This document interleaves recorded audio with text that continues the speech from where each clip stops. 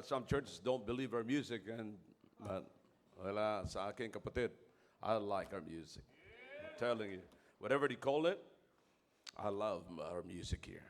Okay? All right, tumayo po tayong lahat at buksan po natin ating mga Biblia sa Luke chapter 10, Luke chapter 9. Luke chapter 9, and we will turn again to another passage in the Bible. And ako'y naniniwala na ito po ay magiging pagpapala sa bawat sa atin. Okay? Now, tonight I'm going to talk to you about commitment and the elements of commitment. Meron akong i-emphasize sa inyo, dalawang bagay na naaangkop po doon sa commitment. You know, here's the truth, kapatid. I preached this message last Thursday sa Ramos, Tarlac. And sometimes, iniisip ko, yung approach ko po doon ay iba sa approach ko rito. So, pagkatapos ko mag-preach, you know, the Lord spoke to my heart. Sabi ko, bakit parang I feel like masyado yata akong malalim dito. Pagdating doon, mababaw. But, yung dating na mensahe is still kailangan po dito. So, sabi ko, kailangan ma-preach ko to doon sa main church. That's why I decided to preach this message tonight. Okay? This is about commitment, mga kapatid. And of course, many times, na narinig yun sa akin kung anong ibig sabihin ng commitment. Okay? And, but you need also to understand the elements, kung ano ang napapaloob doon sa commitment, ano ang kailangan doon sa commitment, mga kapatid. Ano yung, paano lalo pang magiging maliwanag, lalo pang magiging strong yung commitment natin sa Panginoon, kinakailangan nating maunawaan ng mabuti. Alright? You ready for this? Okay. Chapter 9 of the book of Luke. We'll begin reading from verse number 57. Okay? 57. Here's what the Bible says. Are you with me now? And it came to pass that as they went in the way, a certain man said unto him, Lord, I will follow thee whithersoever thou goest. And Jesus said unto him, Foxes have holes, and birds of the air have nests, but the Son of Man hath not where to lay his head. 59. And he said unto another, Follow me. But he said, Lord, suffer me first to go and bury my father. Jesus said unto him, Let the dead bury their dead, but go thou and preach the kingdom of God. And another also said, Lord, I will follow thee, but let me first go bid them farewell, which are at home at my house. And Jesus said unto him, No man having put his hand to the plow and looking back is fit for the kingdom of God.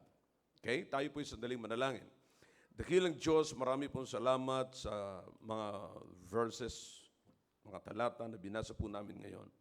Salamat sa presensya ng bawat isa. Salamat sa mga narinig po naming awitin, maging sa mga testimonies narinig po.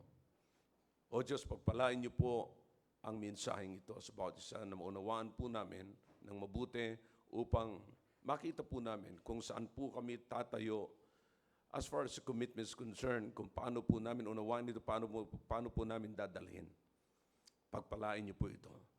Ito po ang aking samot dalangin sa pangalan po ni Jesus. Amen. All right, thank you. You may be seated in the presence of our God. Okay, is everybody ready? Now, ang binasa po natin ay isang kasaysayan, mga kapatid, na pagkatapos ang Panginoon ay magsasalita every time. You know, this is really something great, mga kapatid. That every time na ang Panginoon ay magsasalita sa napakaraming tao, after na siya ay magsalita, marami pong sumusunod sa Kanya. Alright? Now, I don't know, but I believe one thing, kapatid, it is the truth that compels them to come and to follow the Lord Jesus Christ. Okay? Alright? Now, so makikita po natin dito sa talata na nangyari po yan dito. And then, sabi ng Biblia, ang pinapakita rito ng Panginoon is the essence of commitment. To follow this guy, itong tao po na ito, itong lalaki dito nagpahayag mula sa napakaraming tao, mga kapatid, na nakapakinig sa Panginoong Kristo at sumusunod sa Panginoong Kristo, nagpahayag ang taong ito na ang sabi niya, Panginoon, susunod po ako sa iyo kahit saan po kayo pumunta. Alright? Now, maraming mga taong gustong sumunod without a commitment. You see? Now listen, this is very important, mga kapatid. Again, now, if you wish, if you decide, if you made a decision, okay, that you will follow the Lord, be sure that you understand what commitment is all about. There are some people who wish to design or to follow the Lord Jesus Christ, pero wala po silang o ayaw nilang gumawa ng commitment. You see, you understand, napakaraming mga Kristiyano kapatid na gusto nilang tawaging sila'y Kristiyano pero wala silang commitment. Alright? Now, again, para po maging maliwanag, babalik po ulit tayo sa salitang commitment at uunawain po natin uli kung ano ang ibig sabihin ng commitment. Alright? So, ang commitment, sa bawat commitment, kapatid, ay merong tinatawag na agreement. At yung agreement na yun, kapatid, ay kinakailangang mag-materialize yun. Kinakailangang ilagay po natin yun sa action. Alright? Now, kinakailangan consistently, deliberately. Pinag-iisipan ng mabuti kasi pag hindi mo pinag-iisipan ng mabuti, hindi po yan magiging consistent. Okay? So, kinakailangan maging consistent kaya kinakailangan pag-isipan ng mabuti. Alright? Now, again, listen. Isipin nyo ngayong gabi, kapatid, ngayong hapon na ito, ako ba yung sumusunod sa Panginoon na walang commitment? Then what will happen if I follow the Lord without a commitment? Now, listen, you don't need to ask that question. Just read this passage right here and you will find out sa isang tao na hindi magandang halimbawa na susunod kay Kristo na walang commitment. Notice here. So, the Lord knows everything. Sabi nga natin, wala kang maitatago sa Panginoon. Makikita mo ang totoong kalagayan mo pagka ang Panginoon ang kausap mo. You see that? Listen, maging salita ng Diyos, just go back to the book of Hebrews, chapter 4, in verse number 12, and you will find the answer. Okay? Ano yung kasagutan na saan? Kasagutan na pagkausap mo ang Panginoon, marireveal kung sino ka talaga. Because that is the Word of God is all about. Okay? Piercing to sa kalaliman maging sa marrow ng ating bone, mga kapatid. Alright? Are you with me? Alright. So that's the picture, kapatid. Ngayon, so para maunawaan ng mamang ito, ang kanyang sinasabi na susunod siya sa Panginoon at makikita niya na gusto siya sumunod sa Panginoon na walang commitment, kapatid, binalikan na siya ng Panginoon. At ang kasagutan ng Panginoon sa kanya ay kakaiba. Ano sabi sa Panginoon? Panginoon, susunod po ako, Lord, I will follow thee whithersoever thou goest. Okay? Look at Jesus' answer here in verse number 58 in red letter. Okay? Ano sabi niya po? Foxes of holes. This is just an implication, kapatid, yung holes, yung mga butas, yan po yung tirahan ng mga foxes. In other words, these are wild dogs, kung tawagin po natin. No? Pero sa pangkalahatang tawag, ito po ay mga foxes. Okay? Ako po ay literal na nakakita na ng ganito nung ako'y nasa Amerika. Okay? Now, so sabi niya, yung mga wild dogs, meron silang matutulugan, meron silang matitirhan. Yeah? Foxes have holes. And birds of the air have nest. So merong pugad. In other words, meron ding tirahan. So yung mga wild dogs, meron silang tirahan, meron silang matutulugan, yung mga ibon sa kalawakan, meron silang pugad na matitirhan nila at matutulugan nila. But listen, ang sabi niya, the Son of Man hath not where to lay, he said. In other words, wala siyang tirahan, wala siyang matutulugan. Okay, referring to himself. Are you following me? Alright. So sabi niya, etong mga wild dog, itong mga asong ito, may matutulugan, may matitiran sila, may matutulugan. Yung mga ibon sa kalawakan, may matitiran sila, may matutulugan. Pero ako, na susundan mo, wala akong matitiran at wala akong matutulugan. Now, after hearing that, pagkatapos mong marinig niya yon, eto na, lumabas na ang totoong picture ng buhay niya. He made an excuse. He manufactured excuse. All right? Anong sabi niya ngayon? And he said, all right, pagkatapos sabihin ng Panginoon, ako wala akong matutulugan. Okay, follow me. Follow me. Okay? And then sabi ng mama, Lord, suffer me first to go and bury my father. You see that? So gumawa na ng dahilan para hindi siya makasunod sa Panginoon. Now, hindi ba sinasabi ko sa inyo mga kapatid, ito yung literal na picture ng isang gustong sumunod sa Panginoon pero walang commitment. Alright? So, lahat, they all have, most of them, not all, kapatid, because there's another guy here na nagsabi rin mga kapatid na gusto niya rin sumunod. Okay, hindi na sinabi rito na gusto niya sumunod, but sinabi niya kaagad yung excuse. I can imagine, sabi ng mamang ito, Panginoon, sabi niya, payagan mo ako. Gusto ko sumunod sa iyo. Sabi ng Panginoon, yung mga wild dogs, may tirahan sila, may matutulugan sila. Yung mga ibon sa kalawakan, may tirahan sila, may matutulugan sila. Pero ako wala akong tirahan at wala akong tiyak na matutulugan. Sige, sunod kayo sa akin. Alright? Now, sabi nung nagtanong, teka muna po, may patay pala kami. May patay pala kami. Ililibing muna namin. Naalala ko yung mga nagpo-full time. Pagkatapos makita ang mga trabaho rito, sabi niya, alam niyo po, kinakailangan ko palang bantayan yung nanay ko. Uuwi po muna ako. You see that? Now, so you understand? And then, merong uling nag-a-attempt with the same mind about following the Lord. Ang sabi niya, nakita kagad ng Panginoon, kahinarap sila ng Panginoon ngayon. So, imagine the Lord Jesus Christ was speaking to all of them.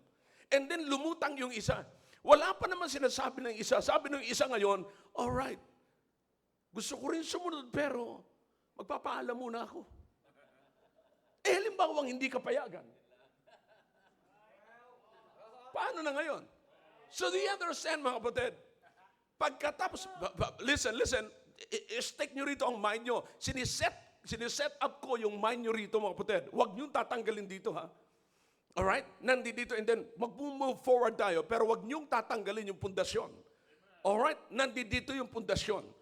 Ano yon? Pagkatapos ng Panginoon, nagsalita ang Panginoon ng ganito. Alright? Ang sabi nila, nagkanya-kanya na silang excuses. Alright? Teka muna, patay pala yung tatay ko, ililibing ko muna. Yung isa naman, teka muna, magpapaalam muna ako. Alright.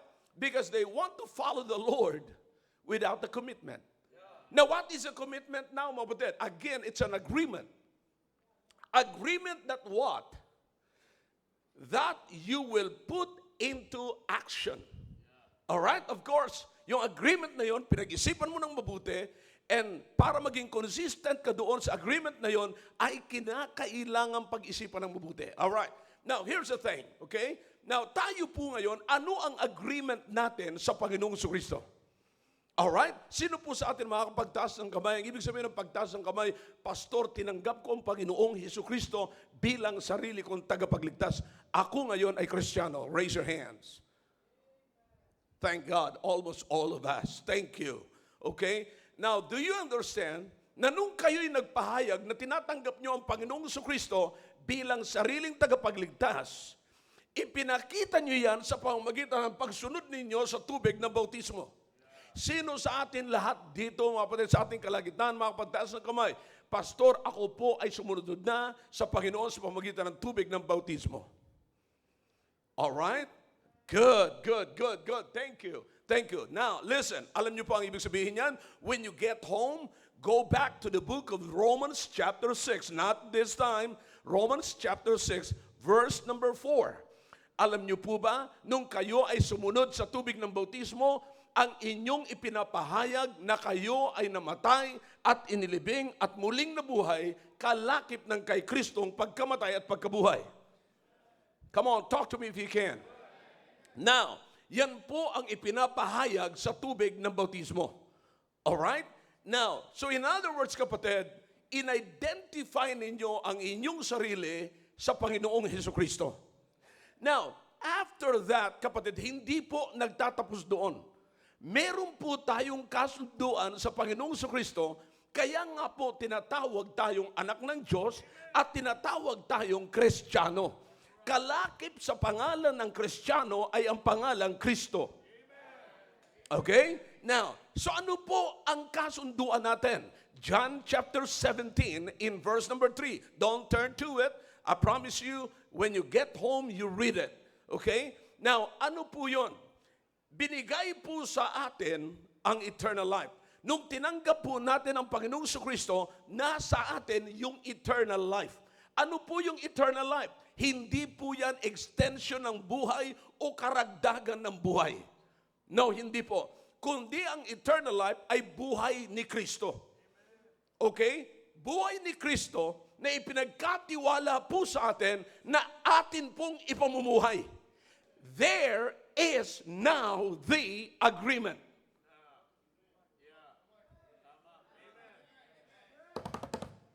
Yan ang agreement natin. Listen, pinagkatiwala ng Panginoon sa bawat isa sa atin dito na tumanggap at sumunod sa tubig ng bautismo na ipamumuhay natin ang buhay ni Kristo. That is the agreement. In other words, kapatid, hindi mo lamang tinanggap si Kristo sa bibig, kundi you will put into action what you have received. Okay? Bakit? Kasi maraming hindi nakakaalam sa buhay ng Panginoon. Maraming nagsasalita tungkol kay Kristo at sa pagtanggap kay Kristo, pero hindi nakikita, kapatid, ang totoong buhay ni Kristo. Now listen to me now. Here's the thing. When He spoke to the disciples, ano sabi sa mga disciples? I am the light of this world. Okay? I am the light of this world. Hanggat ang Panginoon nandito siya sa lupa, ang Panginoong Hesukristo ang ilaw ng mundong ito. He is the light of this world. But when He went back to His throne in heaven, ang sabi ng Panginoong Hesukristo sa kanyang mga disciples, and to us, ye are the light. Okay? Tayo na ngayon ang ilaw. Bakit? Kasi ibinigay na sa atin ng ilaw ang karapatang magpailaw. Kaya ang sabi ng Panginoon, kapag ka ang ilaw, walang nagsindi ng ilaw na itinago niya sa aparador. Let your soul before that they may see your good works. You see, what is the work? What is that good works? The good works of the Lord Jesus Christ. The good works that the light is representing. That the light is shining. You see, yan po yung good works, mga kapatid. So in other words, I hope you're following me. Well, there's nothing deep about this message, okay? Iniisa-isa ko po, mga kapatid. Now, so, ang iba sa ibang pananalita, mga kapatid, yung buhay ni Kristo ay ipinagkaloob niya sa atin, pinagkatiwala niya. Now we have the privilege to live the life of the Lord Jesus Christ. What a great privilege, kapatid. Alam niyo kung bakit? To be honest with you, hey, everybody look at this way. Everybody listen carefully. Some of you here, you're not living the Christian life.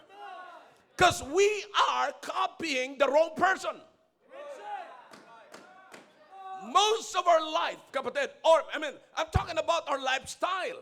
Yung buhay po natin, kapatid, ito ay impluensya ng mga nauna sa atin. Whether you are aware or unaware. Maaari yung iba ay sinasadya. Yung iba sa inyo, sinusundan nyo yung mga artista. Di ba?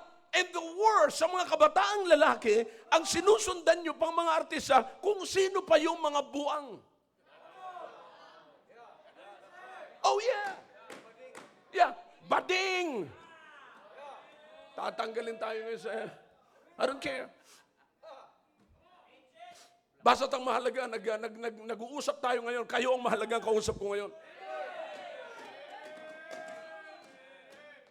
Yeah. O kayo mga bading, o kayo mga nagbabayotek dito mga kapatid. Saan nyo natutunan yung mga pagsaklay-saklay ng mga pambabaeng bag? Saan nyo natutunan yung mga pakembot-kembot na yan? Saan nyo natutunan yung pagsusuot ng pang-alanganin hindi mo malaman kung pang lalaki o pang babae? Sa una lang, nilalagay nyo ang sarili nyo sa alanganin. And then balang araw, maglaladlad na kayo. Believe me, nabuhay ako kapatid nung hindi pa naglalantad itong mga ladlad na ito. Oh yeah! Somebody can witness here in this auditorium tonight. Di ba? Noong araw nahihiya yung mga yan eh. Kalain mo ngayon nagpaparada na. See? Noong araw sinusundan-sundan pa namin yan, nagagalit sila pag sinusundan namin. Sabi niya, ano ba kayo? Noong araw, hindi sila nagpapahalata. Nagpapahaba ng bigote rin yan. Kaya huwag kayo maniwala sa mga balbasarado na yan. So you understand what I'm saying? May mga buhay tayo ngayon dito kapatid na impluensyado tayo ng labas. And to be honest, young people, kinakailang ayusin nyo ang pag-iisip ninyo at maging mindful kayo sa sinusundan ninyo. Well, I don't know about you. Pero sa panahon namin kapatid, nung sa probinsya, hindi ka pwedeng maging lalaki na wala kang alam sa martial arts. Hindi lamang isa, at least dalawa. Ganon nung araw sa probinsya mga kapatid. Pag hindi ka marunong sa martial arts, kawawa ka. You see, pagka lalaki ka, at of course, bilang lalaki, kinakailangan Israelites ka. You understand what I'm saying? Circumcised.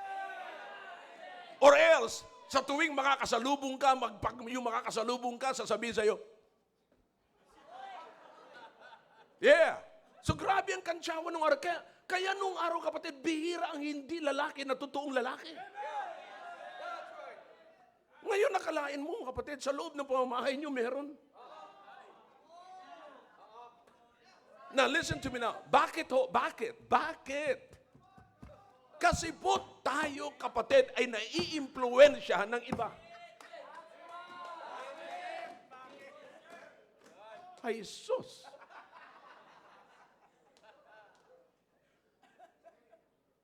Bumibigay tuloy ako pagka humahaba eh. Bakit?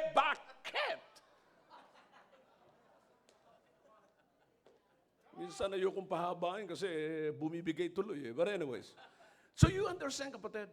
Now, ang sinasabi ko lamang kapatid, lahat tayo dito kapatid ay impluensya, ang buhay natin ay impluensya nang nakita natin na hindi natin sinasadya, nai-impluensyahan pala tayo. At yung iba naman ay sinasadya natin kasi hinahangaan natin, ang tawag natin doon ay idealistic lang ako. Pero ang tanong, sino ang ideal person mo? Hope you're following me. Both men and women. So you might be aware or unaware sa impluensya ng iba. But this time, as far as Christian life is concerned, tandaan niyo po, nung tinanggap niyo ang Panginoong Kristo, alam kong aware kayo. Remember what the Bible says, and they that gladly what? Receive. Gladly. Notice the word gladly. Yun ay nagpapahayag kapatid na aware ka nung tinanggap mo ang Panginoon. See? Tanong, masaya ba natin tinanggap ang Panginoon? Now, nung masaya natin tinanggap ang Panginoon, doon ho nagsisimula, kapatid, ang agreement natin sa Panginoon. Na ano po mga kapatid? Na ipamumuhay natin ang buhay ni Kristo. No wonder why the Apostle Paul said in Galatians chapter 2, verse number 20, very familiar passage. Ano sabi ng Biblia? I am, come on, say it louder, crucified with, nevertheless, I live, yet not I, but Christ liveth in me. And the life which I now live, where? In the flesh, in the body, in this body. Yung buhay na ipinamumuhay ko ngayon, sa katawan na ito na nakikita nyo ngayon, sabi niya, I live by the faith of the Son of God. By the faith, in other words, by this. This is faith right here. Okay? By the faith of the Son of God who loved me and what? Gave himself for me. Who loved me and gave himself. That's the very foundation of our agreement. Amen. No wonder why the Apostle Paul said, it's no longer me.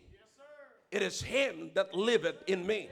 Bakit? Yung buhay na ipinamumuhay ko ngayon, hindi ito ang buhay ko. Hindi rin ito impluensya ng mga artista. Hindi ito impluensya ng mundo. Kundi ito ay nakalagay dito sa pamamagitan ng pagtiwala ako kay Kristo.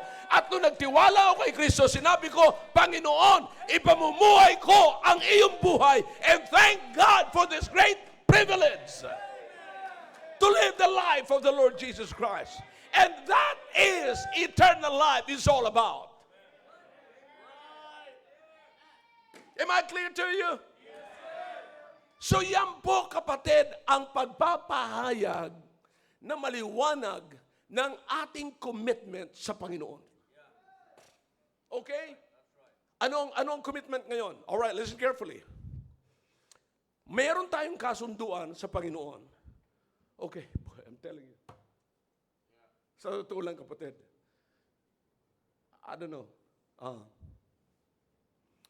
This is very heartbreaking for me. I don't know if you really understand what I'm saying here. Kasi, imagine, may mga nagpapaalam sa akin, Pastor, napakinggan ko po yung mensahe nyo nung nakarang linggo sa YouTube. Sabi niya, Pastor, pwede ko po bang i-preach yun sa aming simbahan? Sabi ko, pwede. Actually, kahit hindi ka magpaalam, i-preach mo yun, walang problema. Pero siguraduhin mo lang, na kaya mo yung mensahe. Don't preach it to the church and compel the church to live it. Huwag mong i-preach yung simbahan mo at pilitin mo yung simbahan mo na ipamuhay yung preaching mo na hindi mo kayang ipamuhay. So touching. And so I went back to him, sabi ko, Pastor, will you do that? Sabi niya, I'll try po, Pastor, I'll try. Yun naman sagot niya. Subukan ko po, Pastor. Subukan ko po. Okay, that's good. If you can promise. Huwag yung gagayahin mo lang yung, come on, talk to me. Somebody must stand and witness. Madali lang kung gumaya ng ganun. Madaling gayahin yung preaching, kapatid, pero hindi madaling gayahin yung puso. So here's the thing. Imagine, kapatid, sabi niya nung pinayagan ko siya, tuwan-tuwa, Pastor, pagsisikapan ko po. Hindi man ako kung ano-ano pinagsasabi niya matalinaga. Hindi man ako perpektong tao.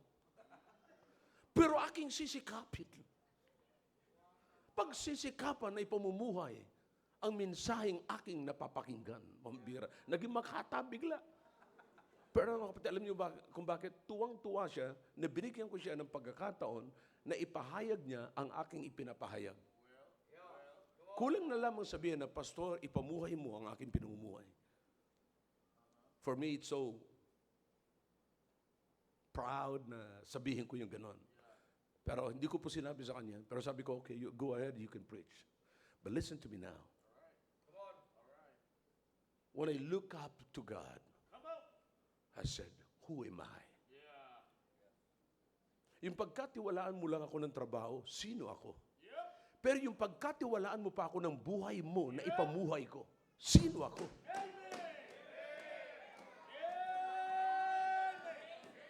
Is there anybody here na nauunawaan nyo sinasabi ko ngayon, mga kapatid?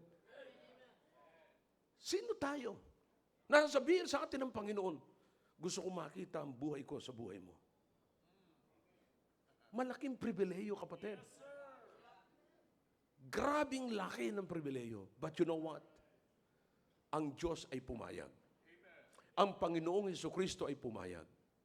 At tayo rin, tinanggap natin yung pagpapayag niya na pag nagkasundo po tayo na ipamumuhay natin ang buhay ni Kristo.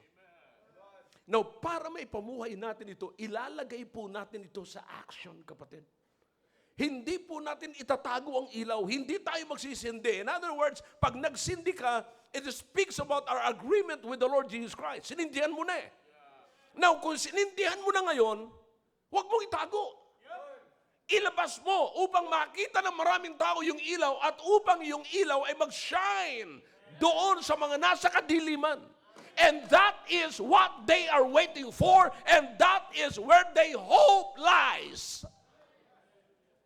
Doon nakasalalay, kapatid, ang kanilang pag-asa na na mag-shine yung ilaw na yon. Kapatid, yan ang dahilan kung bakit kinakalay pamuhay natin ang buhay ni Kristo kasi marami naghihintay.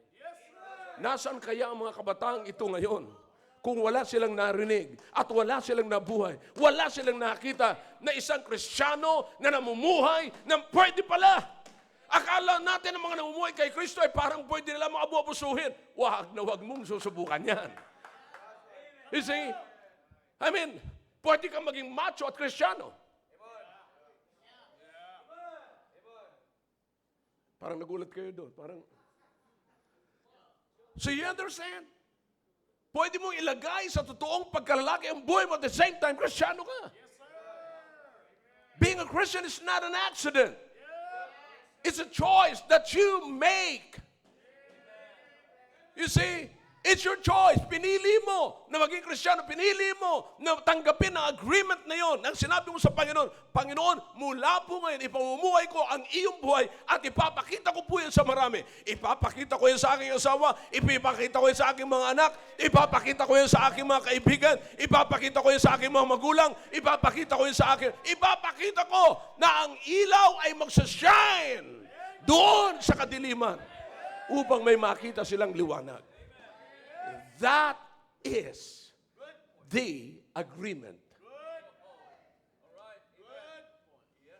Naintindihan niyo na po yung agreement? Come on. Come on. All right? That is our agreement with Christ. Na ipamumuhay natin ang buhay ni Kristo. Then what is next? Para maipakita mo yung buhay ni Kristo, listen, at sabi mo ngayon, ikaw ngayon ay ipapakita mo, ilalagay mo sa action. Listen, huwag mong kakalimutan yung kauna-unahang sinabi ng Panginoon. Foxes have holes. Birds have their nest. But the Son of Man have nowhere to lay his head. Mabuti pa yung mga foxes, may matutulugan. Mabuti pa yung mga ibon sa kalawakan, may matutulugan. Pero ako, wala akong matutulugan. Now, listen to me now. You want to follow me? Follow me. Follow me. Now, if you are not committed, you will not follow. Because here's the thing about it. In every commitment, there is an involvement. One more time. In every commitment, there is an involvement. Commitment is nothing without involvement.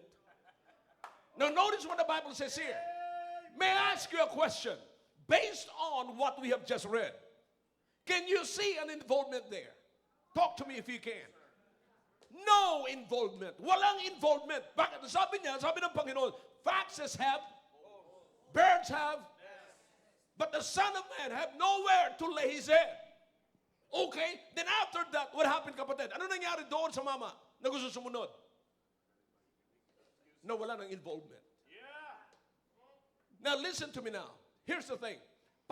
Ano ang agreement? Ang agreement is, ito yung buhay ni Kristo, pinagkatiwala sa'yo na dapat mong ipakita. Paano mo ba ipapakita if you will not involve in the life of the Lord Jesus Christ? That is, kapatid, an agreement. In other words, pagka sinabi mong tinatanggap kita, Panginoon, bilang sarili kong tagapagligtas, willing ka na i-involve mo ang sarili mo sa buhay ni Kristo. Kapatid, pababawi natin mabuti. Nakapanood na kayo rito ng kinakasal. Nagpahayag sila ng commitment nila sa isa't isa. So, listen now. Anong masasabi nyo na kung yung isa, lalaki, or yung babae, ay hindi mag-i-involve sa buhay ng lalaki? Ano ngayon ang mangyayari kung ang lalaki ay hindi mag-i-involve sa buhay ng babae? Is there any commitment? Meron bang kalalabasan, mga kapatid, na magandang pagsasama ng isang mag-asawa? Come on, talk to me if you can. Walang mabubuo, kapatid, na magandang pagsasama o relationship kung walang commitment at walang involvement. Amen. Right. Oh, man. Ang totoo lamang po niyan, kapatid, I hope you will agree with me. Whether you admit it or not, or you agree with me or not, here is the great truth. May kaguluhan sa loob ng pamilya natin because somebody don't want to get involved on somebody. Amen. Amen. Ang anumang relationship, kapatid, nagkakaroon ng problema sapagkat yung kanyang karelasyon ay ayaw mag-involve sa kanya. Here's the thing. Here's the worst of the problem. Pag nakita niya na may problema, ayaw niya na mag-involve.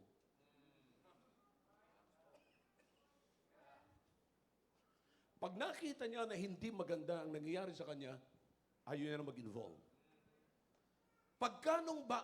Do you understand?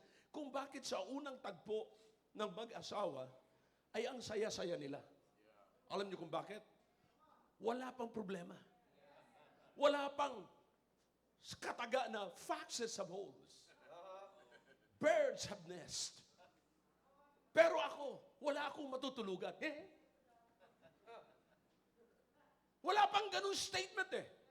Nung wala pang ganung statement, boy, I'm telling you, everybody's happy. Wow, punta tayo sa ganito. Alam mo, salamat sa Panginoon, ikaw na pangasawa ko. You see that? Lahat na lamang pare, eben. Yeah. Sabi sa Kapampangan, wow, pare eben. Walang ets eh. So you understand? Yun ang problema, kapatid. Halos lahat ng pangyayari, napaganda. Pero hindi, habang tumatagal, nag-a-arise na yung problema. Nagsisimula ng magpakita ang isang tao na walang commitment. By the way, ang isa sa mga marks na ang inyong karelasyon ay walang commitment pagka iniwanan kayo sa panahon ng kailangan nyo siya. Bakit? Hindi niya in-involve ang kanyang sarili sa iyo.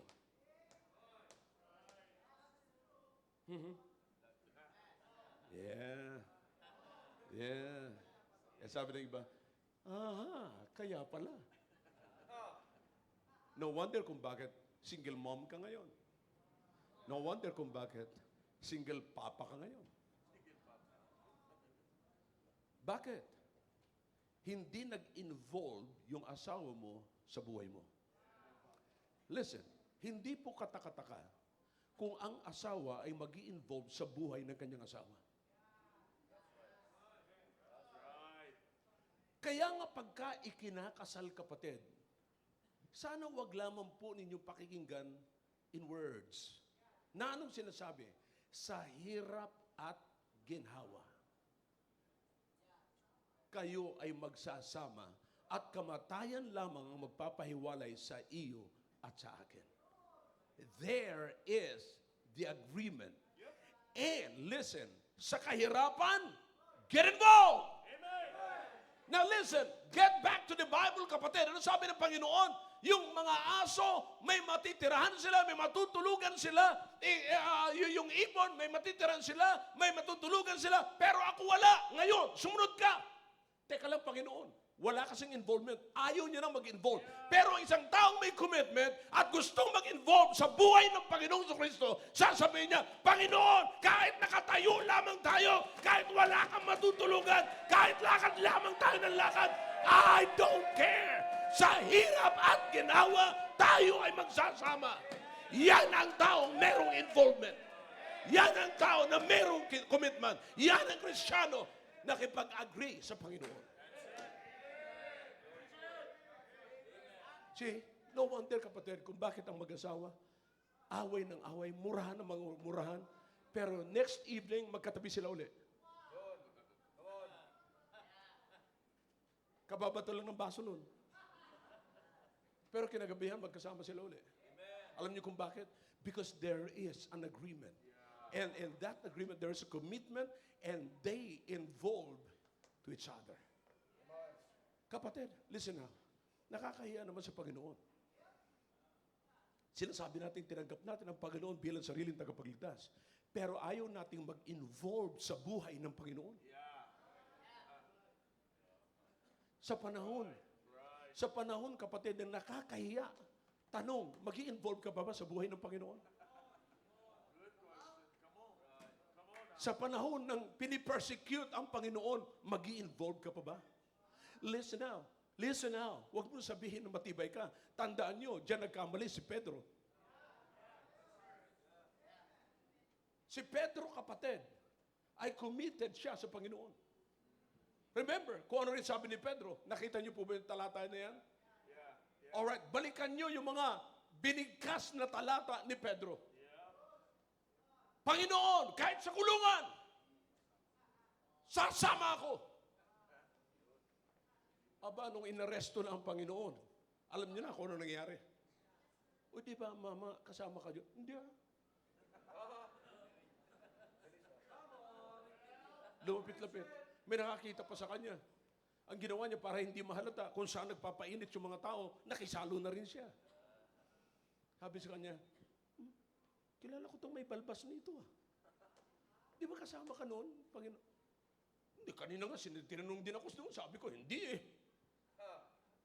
Abay, isa pang tanong mga kapatid, nagmura na. Pusang alaw sa naman sinabi ko nang hindi eh.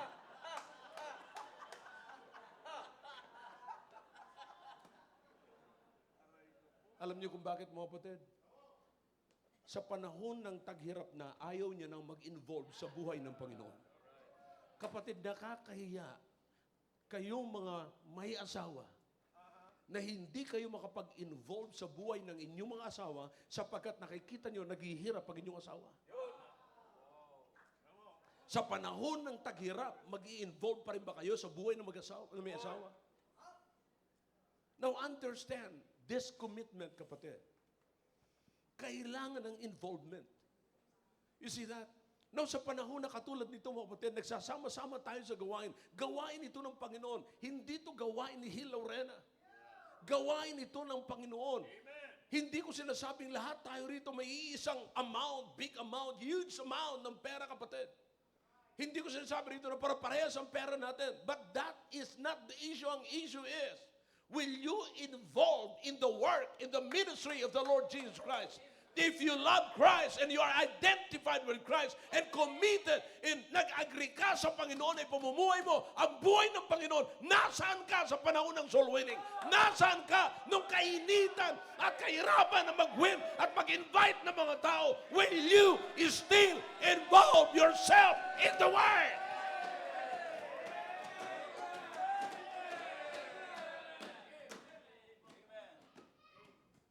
If your involvement is a problem, your commitment is also a problem. That's right. Good point.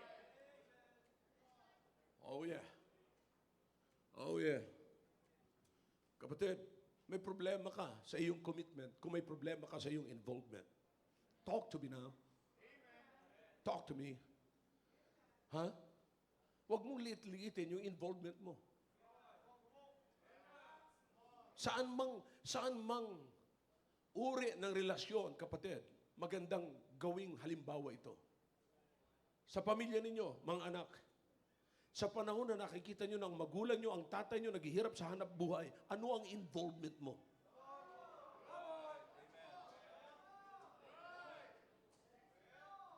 Sa panahon na ang nanay mo ay busy sa pagpapaaral sa iyo at naghahanap buhay, ano ang involvement mo? Ano ang involvement mo? Ang sinasabi ko lamang, kung ikaw ay merong commitment, dapat may involvement ka. Kaya naunawaan niyo po, mga kapatid, marami nagsasabing sila ay Kristiyano at gusto nilang sumunod sa Panginoon at kaya hindi kayo makasunod at hindi niyo maipakita. Anong ipapakita ng mama na ito? Gusto niyang sumunod kay Kristo, pero saan siya nakasunod? Sa taul. Come on. That's right. Amen. Yup. Susunod ka sa isang buhay na Diyos. Pero ngayon sabi mo, gusto mo sumunod sa patay. Yup. That's right. That's right. Maliwanag. That's the problem. Gusto mo sumunod sa isang buhay na Diyos, pero sinusundan mo patay. Heads up, heads up. Yup. See, kapatid, what a privilege. Samantalang yung iba nangangapa pa kung sino susundan nila. Kaya nga nagkakamali sila eh. Kaya nga napapahamak ang buhay. Kaya nga napupunta sa mundo. Girls, boys, kaya nga nagkakaroon kayo ng problema sa lifestyle ninyo. Bakit? Nangangapa kayo, hindi nyo alam kung sino susundan ninyo. Pero akalain mo, Panginoong Kristo sabi na, here's my life! And I'm giving it to you for free! Follow me! Tapos sasabihin mo, mas gusto ko pa kong sumunod sa patay. Ay tapos. Oh yeah. So kapatid, this is so important. If you're following this message, if you can still catch up, this is so important. Because without what? Involvement, commitment is nothing. Hindi mo pwedeng tawagin na commitment yan kung walang involvement. Saan ka ngayon involved? Kung sinasabi mong buhay, Kristiyano ka. Dala-dala mo ngayon ang buhay ni Kristo. Alin sa buhay ni Kristo, ikaw nag-i-involve? Amen. Amen. That's good. Whether you admit it or not, you ready for this? Say it. You are involved in or with others' life.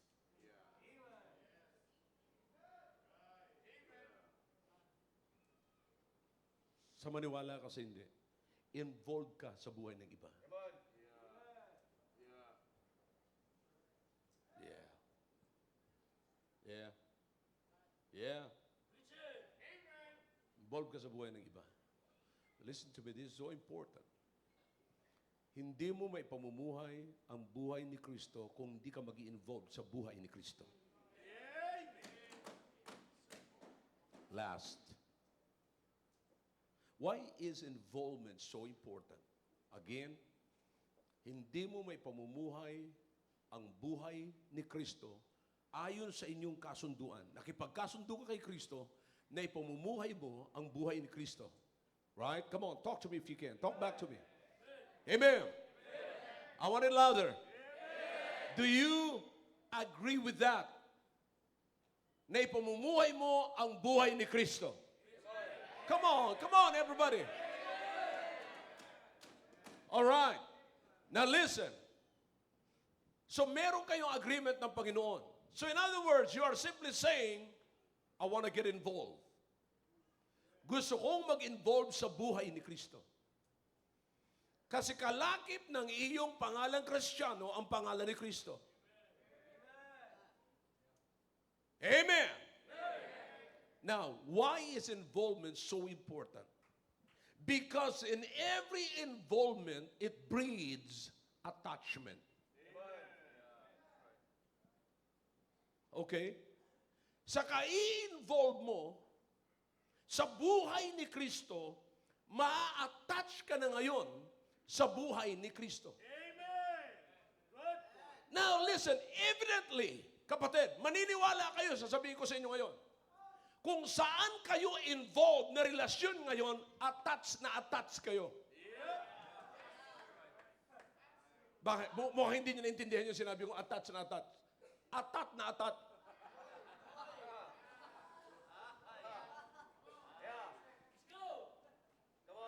In every involvement, there is an attachment.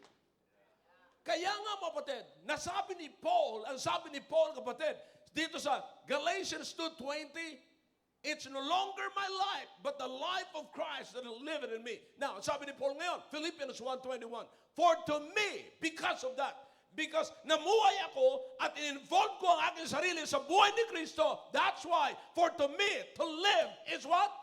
Christ. And to die is what? Gain. Yun ang nagpapahayag, kapatid, na grabing attachment niya na sa Panginoon. Bakit? Ang mabuhay ay kay Kristo at ang mamatay ay pakinabang. Grabing attachment yun. Grabe ng attachment. Totoo po yan, kapatid. Kung yung pamumuhay mo kay Kristo, yung involvement mo kay Kristo, grabe na ang tagal na. Lagi ka nag-i-involve sa buhay ng Panginoon sa Kristo. And before you know it, attached ka na sa buhay niya. At pagka-attach ka na, kapatid, mahirap mo nang alisan kung nasaan ka na. Kaya yun lamang, kapatid, ang magpapahayag na hanggang kamatayan. Kaya sabi ni Paul, ang mabuhay ay kay Kristo at ang mamatay ay pakinabang. Now listen, ang mabuhay kay Kristo, yung mabuhay kay Kristo, na sabi ng Panginoon, while ye are in this world, ye shall suffer what?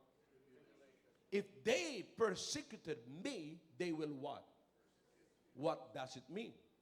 Kung ang Panginoong Kristo ay nakaranas po ng pain, makakaranas din tayo ng pain. Pero kay Apostol Pablo, pain is gain. Pain is gain. Now, you've got to do that. You've got to put that in your mind, kapatid, sapagkat napakaganda na pagka nag-involve ka, ang kasunod na doon ay attachment. Sige lang, involve ka lang. I'm not saying na magagawa mo ang lahat, but listen, huwag kang tutuklap sa Panginoon. Ano man ang nangyayari sa Panginoon, ano man ang activity ng Panginoon, sasabihin mo, I want to get involved. Sasabihin mo, kanina lang nandito ka. Bakit? Kasi hindi ko na maaalis ang sarili ko sa Panginoon eh. Bawat gawain ng Panginoon, gusto kong i-involve ang buhay ko sa buhay ng Panginoon. And that is our agreement. That is our agreement. Hindi ko sinabi na mag-a-agree lamang ako at ipamumuhay ko ang buhay ni Kristo nung nakita ko may tulugan ng Panginoon. Kahit walang tulugan ng Panginoon. Kahit walang tirahan ng Panginoon. Kahit na sabihin mong namumulib. Ano sabi ni Paul? Kami isang yagit. Ako'y isang naging yagit sa lansangan. Naging yagit. Alam niyo kung bakit, kapatid? Katanggap-tanggap kay Apostol Pablo yung maging yagit sa kalsada, sa lansangan. Alam niyo kung bakit katanggap-tanggap yun? Remember what Isaiah said. Ang buhay natin ay katulad lamang ng isang maruming basahan. Bakit katatakutan kong maging yagit? Parang mga Kristiyano na takot kayong mawalan ng mga bagay sa ibabaw ng lupang ito na kung tutusin, wala naman talaga tayong pag-aari sa ibabaw ng lupang ito. Why afraid to lose everything here when you have nothing in this world?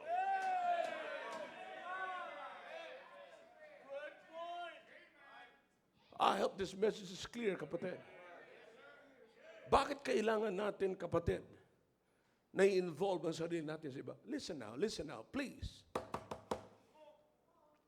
Ang nakakalungkot, kapatid, we are so willing and very much willing to get involved in other men's life, but we are not willing to get involved in Christ's life. And yet, we call ourselves Christians. Sometimes, we claim that we love God. Pero nakakalungkot, kapatid. Pagdating sa kahihiyan, pagdating sa kalsada, natatakot na nating i-share ang buhay ni Kristo. Natatakot na tayong magbihis ng maayos na bihis. Bakit? Gusto na nating maging kabihis natin yung mga taga-mundo para hindi tayo makantsawan ng mundo. That's right. That's right. Dapat marunong tayo ng salita ng kanto para hindi tayo pagtawanan sa kanto. Hello. Come on, her. Let's eat her. Let's eat her. Kabakla-er. See what I'm saying? Yeah. We're trying to get their language, their walk, their talk. Why is that? Sapagkat ayaw nating maipahiya o mapahiya. Gusto nating inner tayo sa mundo. Hello?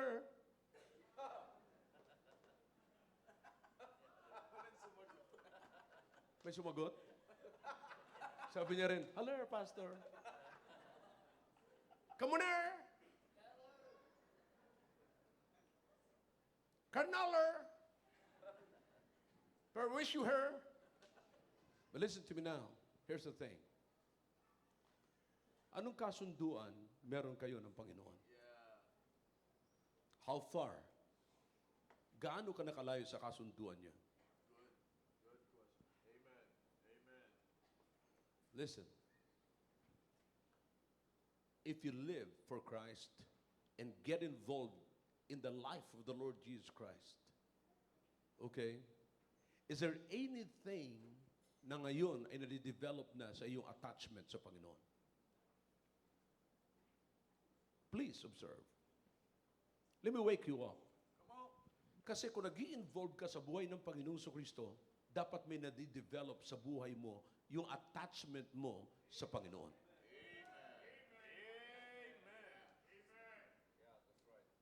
Pero pagka wala pang nade-develop, kapatid, I'm telling you, hindi ka nag-i-involve sa buhay ni Kristo.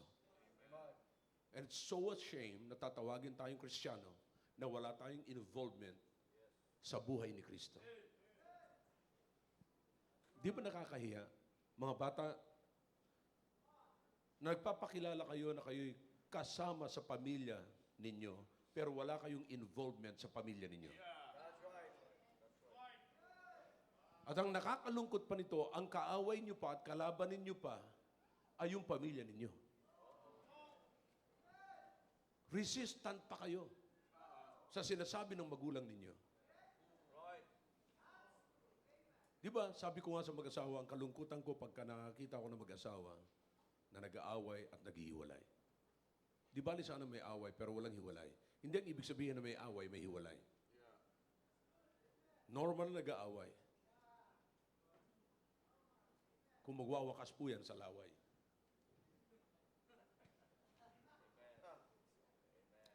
So you have to put this in your mind. Because I agreed with God, with the Lord Jesus Christ. Now, ano gagawin ko ngayon? I will get involved in the life of the Lord Jesus Christ. Because listen to me now, it's easy to get involved in the ministry of the Lord Jesus Christ if I am involved in the life of the Lord Jesus Christ. Madali yun. Hindi ho mahirap mag-involve sa soul winning kung involved ka sa buhay ni Kristo. Hindi mahirap mag-involve sa music kung involved ka sa buhay ng Panginoong Kristo. Hindi mahirap mag-involve sa Sunday school, kapatid, kung involved ka sa buhay ng Panginoong Kristo. Sapagat ang Panginoong Kristo, mahal niya ang mga bata. Hindi mahirap ang pumunta sa church, kapatid, at magbasa ng Biblia at manalangin kung involved ka sa buhay ng Panginoong Kristo, sapagkat lahat ng yan ay buhay yan ng Panginoong Kristo. When he was on earth, he win souls, he healed the sick, he prayed, he helped the poor. Lahat ng yan, mga kapatid, buhay ni Kristo. Ang tanong ko ngayon, kahit medyo nahihirapan at gumagawa na ng Panginoon ng mabuti pero hindi siya naiintindihan, my question is this, will you still get involved in His life? Will you still involve?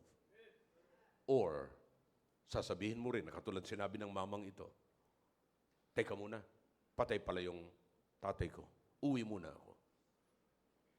Hindi mo kaya sumunod sa buhay, kaya susunod ka na lang sa patay. I hope this message is clear. Kapatid, think about that. May agreement tayo sa Panginoon. Are you serious with that? Are you seriously true sa iyo pong agreement sa Panginoon? Will you get involved in that eternal life? I hope the message is clear. Shall we all stand, please? Father, thank you for your words. Thank you for your message. Now I beg you, O God, to please speak to everyone, speak to every heart. Naway makita po namin sarili. Kami po ba ay gustong sumunod na merong commitment? O gusto lang namin sumunod na walang commitment? Nawa po yung naging maliwanag ito sa buhay ninyo mga anak ngayon. And if there is a commitment, there must be an involvement. Because involvement breeds attachment. It enhances our attachment with Jesus. Thank you, O God. Bless your people as they come. Your heads are bowed, your eyes are closed.